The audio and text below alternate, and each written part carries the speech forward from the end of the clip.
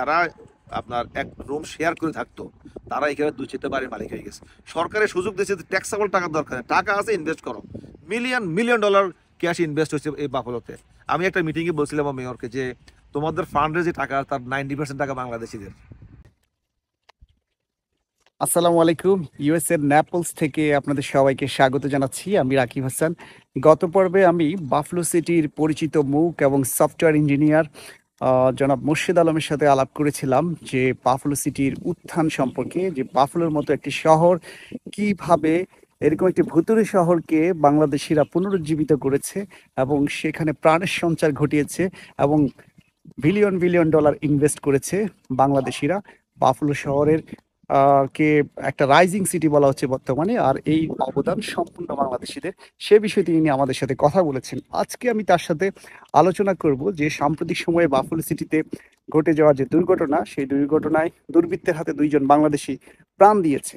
তো কিভাবে এই ঘটনাটি ঘটলো এবং এই ঘটনায় সাথে এখন বাফলো সিটির যে নিরাপত্তা ব্যবস্থা, এইসব সার্বিক বিষয় নিয়ে কথা বলবো তার সাথে। তো থাকুন আমাদের সাথে। রিসেন্টলি যে ঘটনাটা ঘটছে এটা একটা দুঃখজনক ঘটনা, বলার মতো না। তবে ঘটনাটা আমরা যেভাবে শুনতেছি সেরকম না। আমি জাস্ট ব্রিফলি বলবো, ঘটনাটা হওয়ার কথা ছিল ভাড়াটিয়া এবং বাড়ির মালিকের সাথে, কিন্তু সেটা বাড়ির মালিক মনে করে তারা যারা কাজ করতে গেছে ওদের উপর সেই ওদের গুলি করছে। কিন্তু আসলে ওদের সাথে সমস্যা প্রথম ছিল ভাড়া ছিল, ভাড়া দেয় নাই, ইভিকশন হয়ে গেছে। আপনার এই ইভিকশন পুলিশে আইসে তাদেরকে বাইর করে দেওয়ার নোটিশ দেওয়া গেল, তারা বাইর হয়ে যাবে। ও চাইছে আর কিছু থাকো, কিন্তু নোটিশ তো আসি গেছে, চলে যেতে হবে। তখন বাড়ি ওদেরকে পাঠালে বাড়ি লক চেঞ্জ করো বা কাজ করো, ক্লিন করো, বাড়ি ভাড়া দেবো।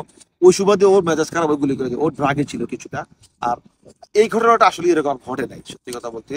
আর কোনো বাংলাদেশি এইভাবে আততায়ীর গুলিতে খুন হয়নি বাংলাদেশে। এটার প্রতিবাদে আপনারা কি কোনো কর্মসূচি বা কোনো কিছু করেছেন? আমাদের টার্গেট, আমরা অনেক কিছু হয়ে গেছে, বড় বড় প্রোগ্রামগুলো হয়ে গেছে। মেয়র, কাউন্সিলম্যান, তারপরে এফবিআই এজেন্ট থেকে আসছে, আপনার বড় সিভিল ড্রেসের যে যারা কাজ করে, পুলিশ সুপার সবাই আসছে। এবং এবং কি আপনার পলিটিক্যাল যারা লিডার ছিল তারা সবাই আসছে। তারা আশ্বাস দিয়েছে যে আমরা এটার শেষ দেখে ছাড়বো।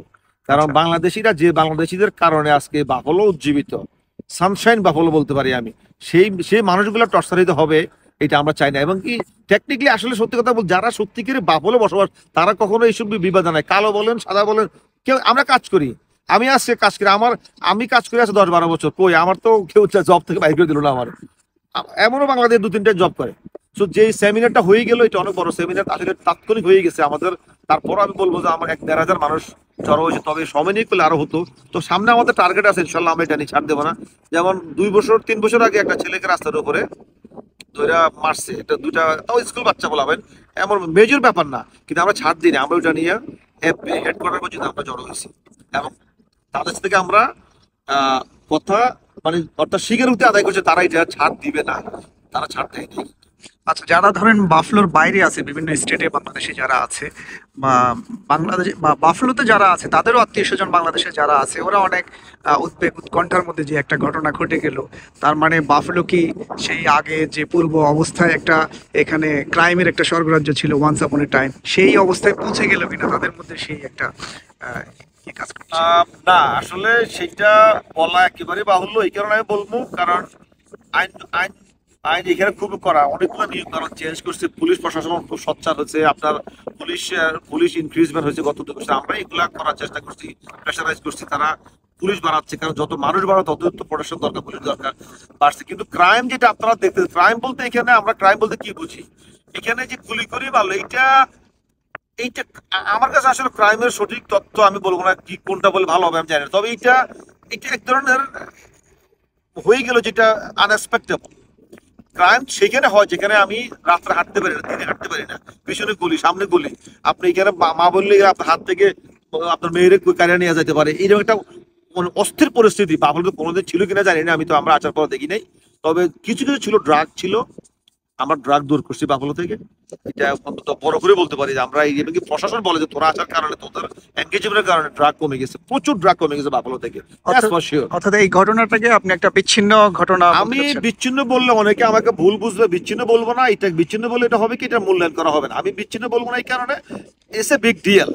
বাট এটা যদি সবসময় হতো তাহলে আমি বলতাম যে এটা টার্গেটে পড়ে গেছি আমরা, আমার টার্গেটে নাই। কিন্তু আপনারা দেখেন নিউ ইয়র্কে আমি ছিলাম 12 বছর, আমি 12 বছরে এখানে বাফলো তো আমার আসছে কিন্তু 12 বছর, কিন্তু নিউ ইয়র্কে এই বাফলো আসার পরে 12 বছরে আমি আপনাকে গনে গনে দেখাতে পারবো 30টার উপরে ঘটনা ঘটছে যেখানে ম্যাক্সিমাম বাংলাদেশিরা আহত এবং আপনার নিহত হয়েছে। সেই তুলনায় কিন্তু এই 12 বছরে বাফলো থেকে অত ঘটনা ঘটনা কয়টা ঘটছে আমি আপনার দেখাই। ছোট ছোট বিচ্ছিন্ন কয়েক কিছু কিছু ঘটনা ঘটছে, কিন্তু এইটা ছিল সবচেয়ে বড়। এবং এটা কিন্তু টার্গেট মিস ঘটনা, কিন্তু এটা কিন্তু আপনি যারা সে টার্গেট করছে তারা কিন্তু মানে, তবে এটা ঠিক আছে, একটু হেট ক্রাইম বলা যাবে না, আবার এটাও বলা যাবে যে তারা আহ হইতে পারে এতটুকু যে জেলাসি তৈরি করতে পারে যে বাংলাদেশিরা এসে, এটা অবশ্য কথা উঠছে যে বাংলাদেশিরা এসে পুরো বাবুলো কিনে ফেলছে। হ্যাঁ, আমরাও এটা নিয়ে প্রতিবাদ করছি, আমরা কিনে ফেলে না, আমরা আবাদ করছি বাবুলোকে, আমরা আবাদ করছি বাবুলোকে। আমরা যত মিটিং এ, আমি হাজারো মিটিং করছি সিটি অফিসের সাথে, হাজারো জায়গাতে আমার সাথে সঙ্গে হয়েছে, আমি আমি গেছি, কথা বলছি, এগুলো তুলে ধরছি। আমাদের জায়গা অনেক স্ট্রং এখানে, এবং আমরা বাংলাদেশিরা যারা অনেক রেসপেক্টের সাথে আমরা এখানে আছি। আপনি জানেন বাংলাদেশিরা একটা গ্রোসারি উদ্বোধন হলে মেয়র এসে উদ্বোধন করে যায়। দেখেন কোন এক শহরে আপনি পারছেন, এটা আমরা পারছি, কাউন্সিলর এসে উদ্বোধন করে যায়। তারপরে আপনার এই যে পুলিশ সুপার এসে আমাদেরকে আমাদের রোজা রমজানে এসে আমাদের সাথে মিটিং করে যায়, আমাদের সেফটি প্রায়োরিটি দিয়ে যায়। এগুলো আমরা পারছি কারণ আমাদের এঙ্গেজমেন্ট। তবে বাইরেতে যারা আমরা শুনতেছেন এই দুইটা মৃত্যু, এটা এটা অনেক মর্মান্তিক একটা ব্যাপার। এই আমার 12 বছরে আমেরিকার বাফলো লাইফে এরকম আর ঘটে নাই, আর ঘটে নাই। বিচ্ছিন্ন ঘটনা বলবো না, তবে বলবো যে যদি কন্টিনিউয়াসলি ঘটে তাহলে বলবো যে এটা একটা হেট ক্রাইম বা এটা একটা ব্যাপার হইতো। কিন্তু হেট তো থাকতেই পারে, হেট সব জায়গাতে আছে। হেট ক্রাইম তখনই আমরা বলি যখন আপনি টার্গেট করেন যে মুসলমান থাকতে দেবো না, বাঙালি থাকতে দেবো না, এরকম না। আমরা খুবই ভালো আছি, আলহামদুলিল্লাহ, দোয়া করবেন এবং যা শুনেন যাচাই করবেন, সবচেয়ে বড় কথা। আর এটা আমরা সবাই জানি, নেগেটিভ জিনিসগুলো খুব, এখন ব্লগিং এর অভাব নাই, ইউটিউবের অভাব নাই, যেইটা সেটাও চলে আসে। সবকিছু বিলিভ করবেন না, সবকিছু বাফলোতে আসেন, বেরিয়ে যান, দেখেন, ভালো লাগবে, অনেক সুন্দর জায়গা। আলহামদুলিল্লাহ, বহির্বিশ্বে আপনার যত জায়গায় বলেন মানুষের মতো ভালোই আছে। তবে হিংসা বিদ্বেষ ডেভেলপ হচ্ছে, আমাদেরও দোষ আছে, আমারও প্রবলেম আছে, আমিও তো মিশতে পারি না। আমার নেইবার কালো, তাকাই না। আমি তো সবসময় বলি, যত জায়গায় মিটিং করছি আমি বলি যে আপনার নেইবার কালো হোক আর সাদা হোক, তার ড্রাইভারটা ক্লিন করে দেন, তার ঘাসগুলো কাটার হেল্প করেন, সে খাইছি কিনা জিজ্ঞাসা করেন। দেখেন আল্লাহর রহমত নামিয়ে আসবে, এখানে একটা রিলেশন তৈরি হয়ে যাবে। আপনার কাছে হেড করতে পারে, 2-3 আপনি কাজটা করে দেখেন, আপনার সাথে ভালো সম্পর্ক আর কার হবে না। তা আমি তো পারি না তার সাথে বেটার রিলেশন তৈরি করতে, আমি অন্য দোষ দেবো কেন? সাদেহার দোষ কেন দেবো? আমরা সাদেহার ভিতরে বসবাস করি, কালাইয়ের ভিতরে বসবাস করি। আমার যে মিটিং এ আমি জয়েন করি আমার অফিসে, বিলিভ আর নট, আমরা মাল্টি কালচারের মানুষ, কোনোদিনও চিন্তা করবো যে কালাইয়া সাদেয়া, ওই যে এনভায়রনমেন্ট আপনার ভিতরে ডেভেলপ হয়ে গেছে, এটা এনভায়রনমেন্ট। এইটাই স্কুলে কেন যান আপনি? কি স্কুলে কালাইকে আলাদা বসে? আগে বসতো, সেই 18th সেঞ্চুরিতে বসছে, এখন কালাই আলাদা বসে না। কালাইয়ের সাথে বিয়ে করে এখন, আগে পারতো না, আগে পারতো না, এটা এগ্রেসিভ রুল ছিল, এখন পারে। সবই পরিবর্তন। তা আমি বলবো যে একটা জায়গাতে মুভে আসলে আপনি এটাকে আপনার লিভিং স্পেস হিসেবে তৈরি করতে আপনাকে এনার্জি দিতে হবে, সময় দিতে হবে, মেধা দিতে হবে, এবং সেলফিশ হওয়া যাবে না। একটু হাত খুলে দেন, হেল্প করেন না। আমরা প্রত্যেক সিজনে আমরা কিন্তু কমিউনিটি সার্ভিস করি, আমরা ক্লোথ ডোনেশন করি, আমরা ফুড ডোনেশন করি, মানে খাবার গুলো বিলি করি ফ্রি, যাতে মানে কালাইরা বুঝুক যে না, এটা বাংলাদেশের জাতি 10 বছর আইসা এতটুকু প্রচার করছে, টাকা পয়সা মালিক হয়ে গেছে, বাড়ি সব কিনে বেছে, এই জিনিসটা তাদের মাইন্ড থেকে দূর হয়ে যায়। তা আমরা বাড়ি কিনছি, কাজ করছি, ভালো একটা বাড়ি তোমরা থাকতেছো, তাই এটা ঈদের মাইন্ডে আমরা ঢুকে দিচ্ছি। কিন্তু এই ক্রেম নাই এখানে, খুব ভালো আছি আমরা এখানে। যারা আপনারা দেখতেছেন বাইরে থেকে, তার জিনিসগুলো যাচাই করে দেখবেন যে আজকে এই যে দুই সপ্তাহ আগে যে আমার দুটি ভাই, আমার কমিউনিটির ভাই মারা গেলেন শুট করে, এটা কি আর ঘটছে কিনা দেখেন। আর হয়েছে। তো আমি আর একটা কথা সিম্পলি বলবো, যেটা হয়তো এই সাবজেক্টের বাইরে, তারপর আমি বলবো, আমি সব জায়গাতে আমার মিটিং এ আমি চেষ্টা করি আমার কমিউনিটি মানুষগুলোকে এতটুকু বুঝাতে যে আপনি ইনভেস্ট করছেন অন্য জায়গা থেকে আইসা, এই অপরচুনিটি যেন আপনি সুযোগটা নিতেছেন, ওদেরকে সুযোগ দেন আপনার সাথে থাকার। যেমন বাড়িটা, যে বাড়িটা আপনি কিনছেন, এই বাড়িটার মালিক কিন্তু ওর দাদা ছিল, যে আপনার বাড়িতে ভাড়া থাকে, তার দাদা ছিল, তার দাদার পর তার বাবা ছিল, সে বাবার কোলভিটা আপনার বড় হয়েছে এই একই বাড়িতে, আর সেই বাড়ি সে অক্সিজেনে চলে গেছে বা বিক্রি করছে, আপনি কিনছেন, আপনার মালিক। তাহলে তার ভিতরে যে বাড়িটার ভিতরে মায়া আছে। আর একটা কথা হলো কি, কালুয়াদের মধ্যে যারা ট্যালেন্ট, তারা মানে আমি বলবো এটা কোনো খরচ না, আমি রিয়েল এস্টেটই বলি, সারা জীবন তারা ট্যালেন্ট থাকবে, তারা বাড়ি কিনতে পারবে না। সে অ্যাবিলিটি তাদের, তারা তাদের ইনকাম স্ট্যাটাস এবং তারা খায় গভর্নমেন্ট এই সুযোগগুলো নেন, তারা কিনতে পারে। তাহলে আপনি বাড়ির মালিক হিসাবে এটা দেমাগে রাখেন যে আমি তাকে আমার টেনেন্ট হিসাবে তারা আমি ট্রিট করি, তাহলে সে সারা জীবন আমার টেনেন্টে থাকবে। আর বাড়ির ভাড়াটারা একটু, আমাদের কমিউনিটির কিছু মানুষ একটু উচ্চাকাঙ্ক্ষিত মানুষ আসছে, তারা মানে অতিরিক্ত ভাড়া বাড়াই ফেলছে। আর যে বাড়ির মালিক ছিল আজকে সে টেনেন্ট, এরপরেও সে ভাড়া দিত 400 টাকা, 500 টাকা।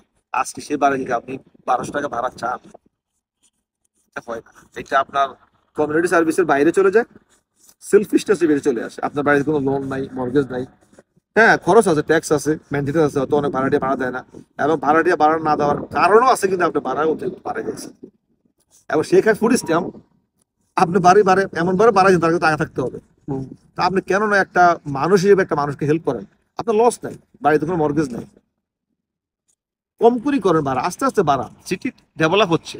আপনার এই যে এখন আমার যে বাড়ি, আমি অপশন থেকে যে বাড়ি নিয়েছি আমি 50,000 টাকা দিয়ে, 50,000 দিয়ে আমি যে বাড়ি নিয়েছি, আজকে সেই বাড়ি 4.5 লাখ টাকা মাত্র 10 ইয়ার্সের ব্যবধানে। আর কি চাই আমার, আর কি লাগে? এবং আমি যদি ভাড়া দিতাম, দিছি ভাড়া আমার ছিল, এখন নাই, আমি সবসময় রাখি না, এনে ভাই 1,000 টাকা করে যদি ভাড়া দিই আমি, আমার কিন্তু এলাকাতে 1400 ভাড়া চলে। ওই যে আমি 800-900 এর ভিতরে ছিলাম, আমার বাড়ির দাম তো উঠে গেছে, ভাড়া আমি অনেক বহুত আগে উঠে গেছে, কোনো মর্গেজ নাই, কিছু নেই, হয়তো খরচ তো আছে। তা আমি যদি এখন যদি 1400-1500 ভাড়া নেই, কেন?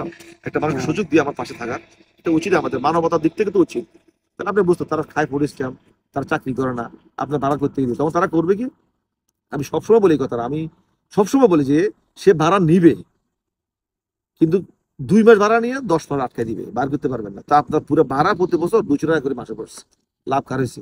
এরপরে যাওয়ার সময় ভাঙ্গে টেঙ্গে যায়, এই ঝামেলাগুলো পাচ্ছে। তা আপনি লিমিট করেন আপনার ভাড়া, তাহলে তো ওরাও আপনার ঝামেলা করে না। থ্যাংক ইউ, আপনাকে ধন্যবাদ রাকিব ভাই।